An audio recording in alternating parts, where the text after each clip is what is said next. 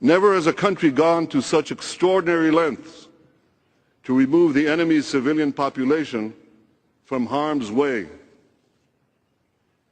Yet faced with an absolutely clear-cut case of aggressor and victim, who do you think the United Nations Human Rights Council decided to condemn? Israel. A democracy legitimately defending itself against terror is morally hanged, drawn, and quartered, and given an unfair trial to boot. By these twisted standards, the UN Human Rights Council would have dragged Roosevelt and Churchill to the dock as war criminals. What a perversion of truth. What a perversion of justice.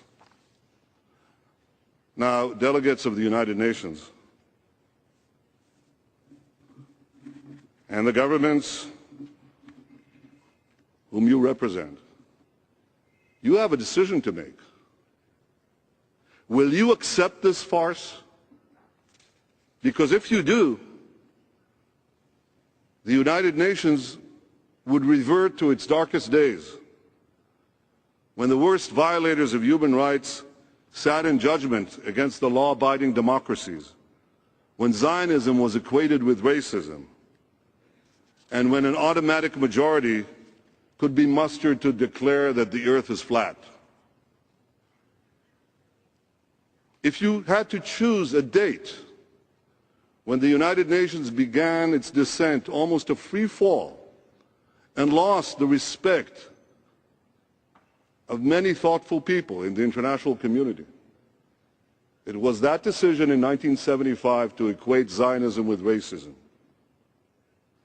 Now this body has a choice to make.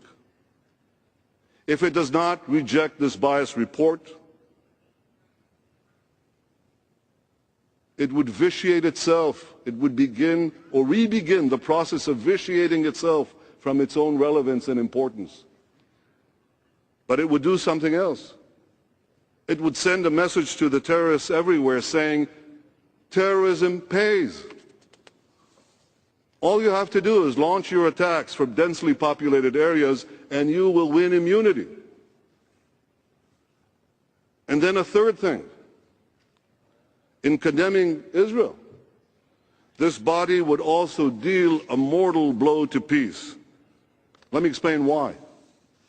When Israel left Gaza, many hoped that the missile attacks would stop.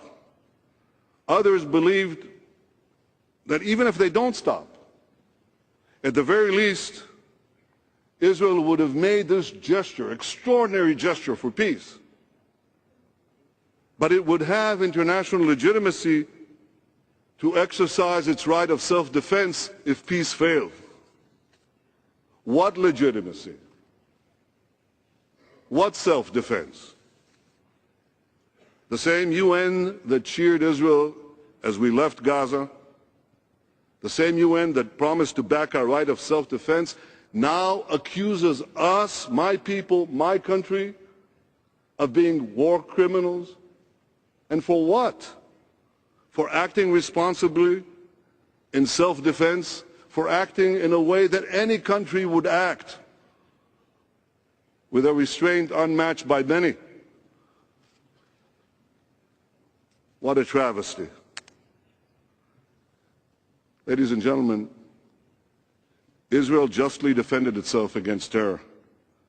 This biased and unjust report provides a clear-cut test for all governments. Will you stand with Israel, or will you stand with the terrorists?